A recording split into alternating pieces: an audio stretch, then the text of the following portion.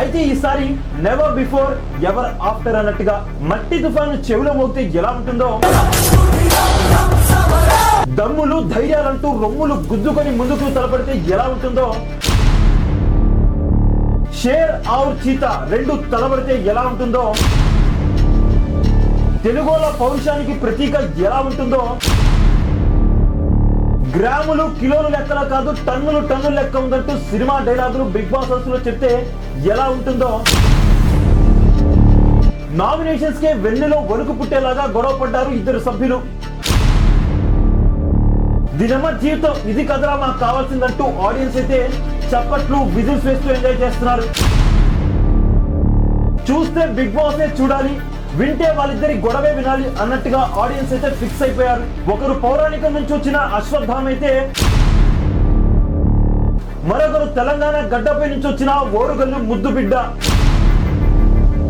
వీరిద్దరి మధ్య యుద్ధం అది చూడటానికి తెలుగు వాళ్ళంతా సిద్ధం. బిగ్ బాస్ సీజన్ 8 లో ఎప్పటిలాగే మండే రోజు నామినేషన్ ప్రక్రియ అయితే జరిగింది.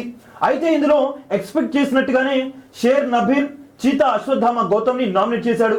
అయితే అలా నామినేట్ చేస్తూ గౌతమ్, నువ్వు నాకు నామినేషన్ లో తప్ప ఎక్కడా నీలో నాకు ఫైరే కనిపించలేదని నువ్వు నన్ను అన్నావు కదా, ఇప్పుడు నేను చెప్తున్నా విను, కాన్ ఖోల్కే సున్లో, నీలో కూడా అంతే, నామినేషన్స్ లో తప్ప ఎక్కడా నీలో ఫైరే లేదు అని అంటాడు. నీలాంటి వాళ్ళు హౌస్ లో ఉండడానికి అనర్హులు అంటూ నామినేట్ చేస్తాడు నబీల్. ఇక దానికి అశ్వత్థామ గౌతమ్ మాట్లాడుతూ, నా ఫైర్ ఏంటో బయటపడితే బిగ్ బాస్ షోనే తగలబడిపోతుంది, అది నా అగ్రెషన్, అది నా ఫైరీనెస్ అంటాడు. నువ్వు నిప్పైతే దాన్ని ఆర్పే నీళ్లు నేనవుతానంటూ నబీల్ కూడా అగ్రెసివ్ అవుతాడు.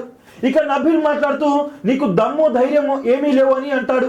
ఇక దానికి సినిమా లెవెల్లో గౌతమ్ తిప్పికొడుతూ, సరైనోడు సినిమాలోని డైలాగ్ అయినా గ్రాములు కిలోలు కాదు టన్నులు టన్నులు లెక్క ఉంది, ఇక్కడ కావాలంటే నీకు కూడా ఇస్తానంటూ అంటాడు.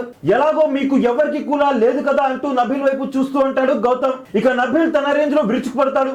తన స్టైల్లో పెద్ద పెద్దగా అరుస్తూ తన మార్క్ నామినేషన్స్ ని కొనసాగిస్తాడు అశ్వత్థామ గౌతమ్ పైన. తనకే సాధ్యమైన రీతిలో చాలా కన్స్ట్రక్టివ్ డిఫెన్స్ ని యూజ్ చేసి డిఫెండ్ చేసుకుంటాడు గౌతమ్.